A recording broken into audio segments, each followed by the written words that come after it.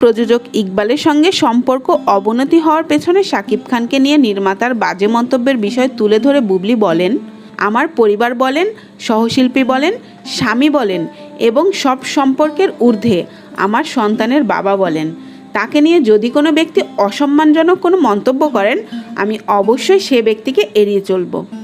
বুবলির এই মন্তব্য নিয়ে একটি সংবাদ মাধ্যমে আমার স্বামীকে কেউ অসম্মানজনক কথা বললে তাকে এড়িয়ে চলব শিরোনামে প্রতিবেদন প্রকাশ হয়। সেই প্রতিবেদনের ফটোকার্ড শনিবার বিকেলে নিজ ফেসবুক অ্যাকাউন্ট থেকে শেয়ার দিয়ে হাসিতে ফেটে পড়া বেশ কিছু ইমোজি দিয়ে অপু বিশ্বাস খোঁচা দিয়ে লিখেন, ভুল করে পেজে শেয়ার হয়েছিল, এটা আমার পেজের জন্য উপযোগী না, পেজ অ্যাক্টিভ ছিল খেয়ালই করতে পারিনি।